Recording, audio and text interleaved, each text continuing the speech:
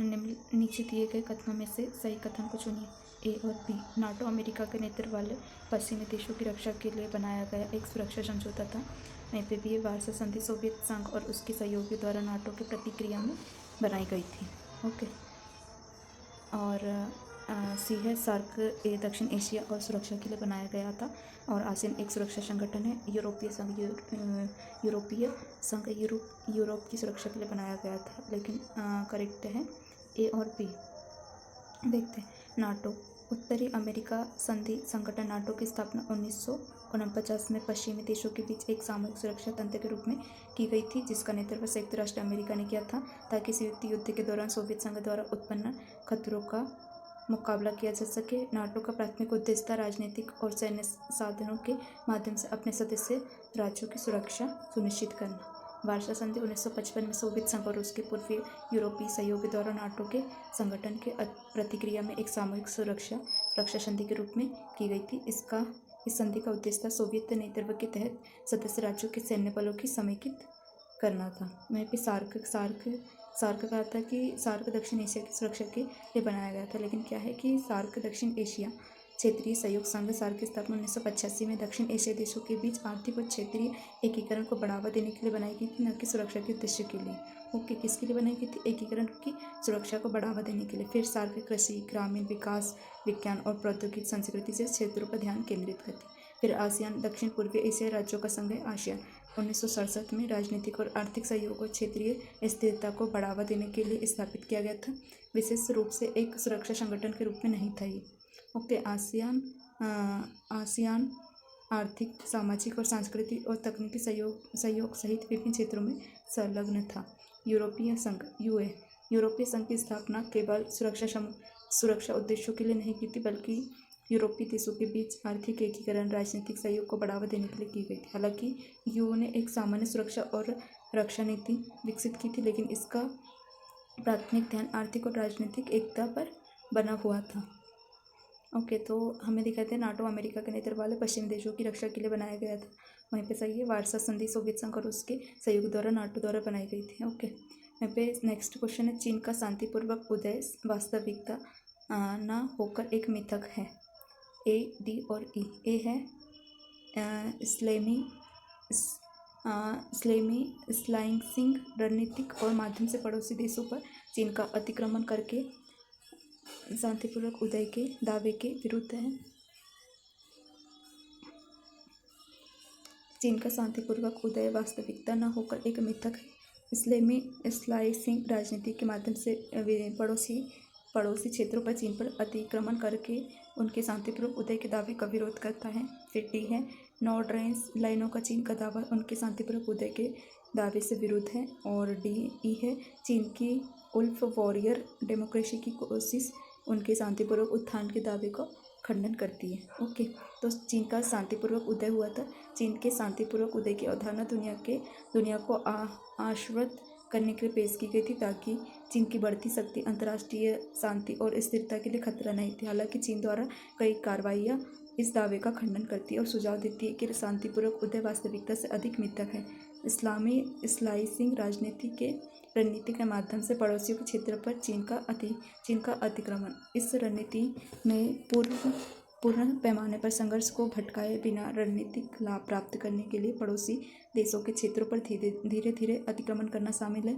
इसमें दक्षिण चीन सागर और चीन भारत सीमा क्षेत्रों में क्षेत्रीय विवाद शामिल है। चीन का 9 ड्रेस लाइनों का दावा था।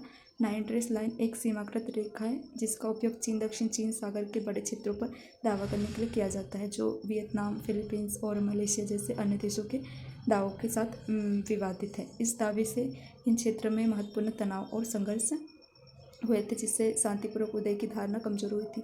चीन का है उल्फ वॉरियर कूटनीति का अनुसरण। कूटनीति की आक्रामक और टकराव वाली शैली ने चीन में राजनयिक चीन के हितों की रक्षा में अति मुखर और राष्ट्रवादी दृष्टिकोण अपनाए थे। इस दृष्टिकोण ने विभिन्न देशों के साथ चीन के संबंधों में तनाव पैदा किया था और शांतिपूर्वक उदय के विचार के विपरीत थे। वहीं पे एशियाई और अफ्रीकी देशों के चीन की बढ़ती सहायता। तो यद्यपि चीन अनेक देशों को महत्वपूर्ण सहायता प्रदान करता है, किंतु इससे प्रायः यह एक विशुद्ध परोपकारी कार्य के बजाय अपने प्रभाव का विस्तार करने तथा संसाधनों तक सुरक्षित समूह पहुँच बनाने की उनकी रणनीति के रूप में देखा जाता है। यह सहायता चीन के लिए निर्भरता और लाभ पैदा कर सकती है जो शांतिपूर्वक उत्थान की अवधारणा के अनुकूल नहीं हो सकती है। यहाँ पे है गैर लोकतांत्रिक और सत्तावादी देशों को चीन का समर्थन।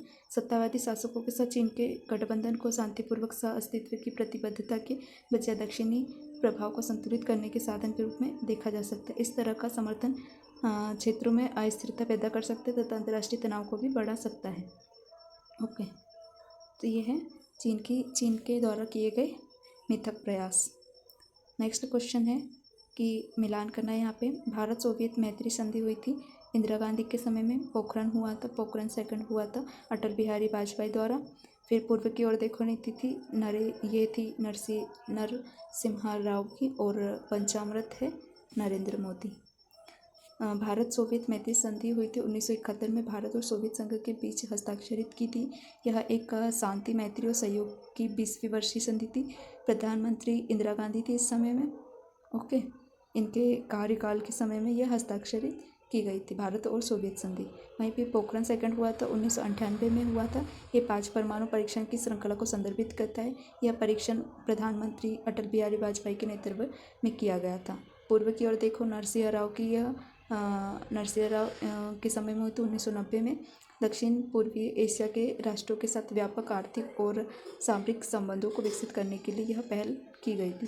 फिर पंचामृत भारत की विदेश नीति को आगे बढ़ाने के लिए प्रधानमंत्री नरेंद्र मोदी द्वारा प्रस्तुत 5 संधि सूत्र को संदर्भित करता है। 5 तत्वों में सम्मान, संवाद, समृद्धि, सुरक्षा और संस्कृति सभ्यता शामिल है। क्या है पंचामृत?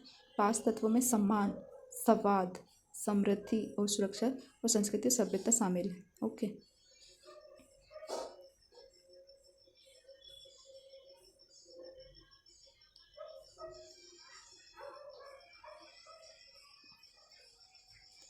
तो ये है।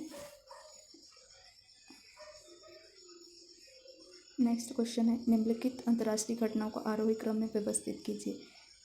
मिखाइल गोर्बाचेव द्वारा राष्ट्रपति पद को संभाला था। उसके बाद है INF संधि हुई थी। फिर है पूर्वी यूरोप में साम्यवाद का पतन हुआ था। B है जर्मन का एकीकरण, और C है सोवियत संघ का विघटन। ओके, पूर्वी यूरोप में साम्यवाद का अंत हुआ था। पूर्वी यूरोप में साम्यवाद का पतन 1980 के दशक में हुआ था।